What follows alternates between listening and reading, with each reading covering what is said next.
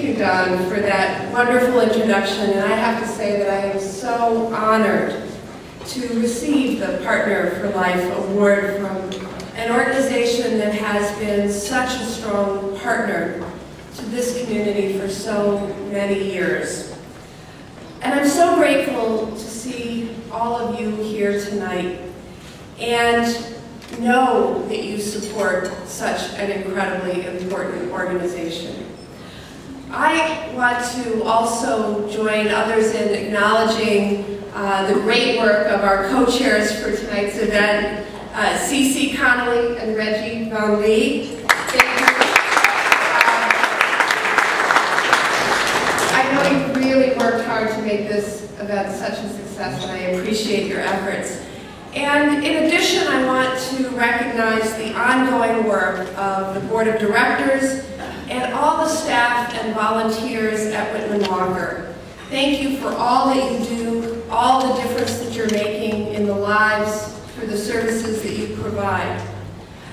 Don talked a little bit, well, he said he was going to maybe not talk about the future of Whitman-Walker, and then he did kind of tease us with some of the things that are happening, and the growth and expansion is really inspiring, and I know we're all very excited about it.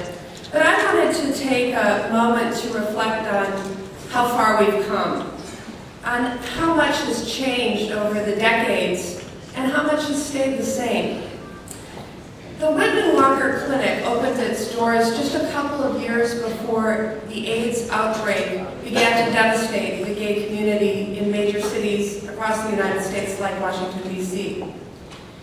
It is hard to put into words how important it was for people with HIV and AIDS to know that they had somewhere to go for information, for care and treatment, and to know that they were not alone in facing down this terrifying diagnosis. And I know that this community will never forget that Whitman-Walker was there at a time when it seemed like the rest of our healthcare system was literally turning its back. I remember when the AIDS epidemic reached the city of Madison, Wisconsin, my hometown. It was in 1986. I was 24 years old, and in my first year as a member of the Dane County Board of Supervisors. And I realized that there was simply no plan at all to deal with it. So I gathered the support of some of my brand new colleagues on the county board, and I went to the chairman of the board, and I asked him to create a special task force on HIV/AIDS, and boldly asked him to name me as its chair. And he did. And you know, fighting AIDS has never been just about medicine. And our work on that task force was never just about prevention, services, and treatment. Because we immediately saw the interrelatedness of so many political and social movements. We understood that in order to fight AIDS, we needed to fight fear and ignorance. We understood that the fight against HIV/AIDS encompassed the battle for secure, affordable housing in our community, for universal health care, for affordable legal advocacy. We understood that fighting AIDS is about fighting racism and about demanding full equality for LGBT Americans, and about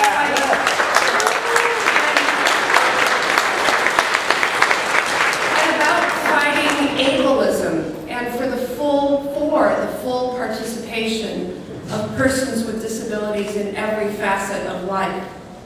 And I've never forgotten the lessons of that task force. In fact, I came of age politically in these interrelated struggles for health care for all, for civil rights, and for justice. But health care isn't just about keeping people from getting sick and dying. It's about empowering each of us to participate fully in society. And we can't judge our healthcare system just by the skill of our doctors or the quality of our hospitals. We have to ask whether we're leaving anyone behind. And that's why healthcare for all has been my cause my entire life in public service. And that's why I was so proud to help fight for and pass the Affordable Care Act. When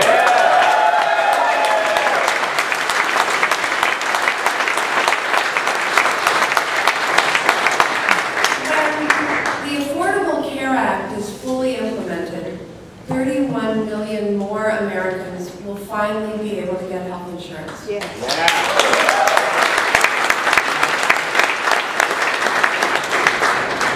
But that won't represent the end of our work. It's just a new beginning. This event is called Be the Care because it reminds us that everyone has a role to play in building a healthier community here in Washington. There's a role for policymakers, a role for the physicians and volunteers who work at the clinics, a role for people like you who generously support this institution, and a role for patients as well.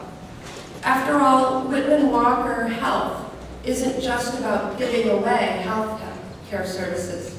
It's about encouraging and empowering people to become active participants in their own care.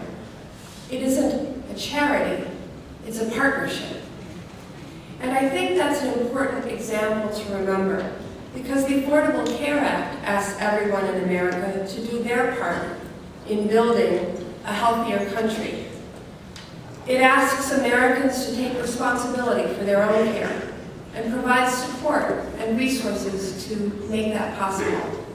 It asks physicians and care providers to help make health care more affordable by challenging conventional wisdom about the delivery of care. And it asks community leaders, community health centers like Whitman-Walker to be ready for millions of Americans who are finally gaining access to health insurance and who will need somewhere to go to get the care that they've long been denied. The LGBT community here in Washington still faces unique challenges, including the resurgence of AIDS cases, and Whitman-Walker remains an essential partner. The expansion your support is making possible is critical to meeting the needs of the diverse community that relies every day on Whitman-Walker. When I was first elected to the Dane County Board of Supervisors, I never imagined that I'd wind up in the United States Senate. And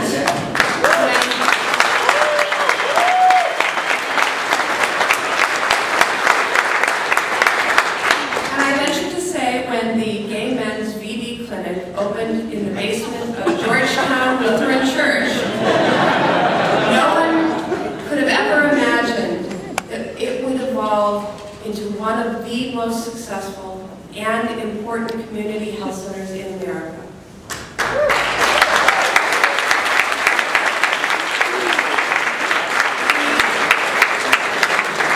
We have seen so much progress over these many years, and we have so much more work to do in the years ahead to promote healthy communities and social justice.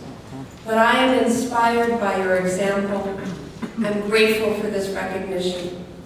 And as long as you continue to serve in this vital role at the heart of this community, it will be my honor and privilege to be your partner.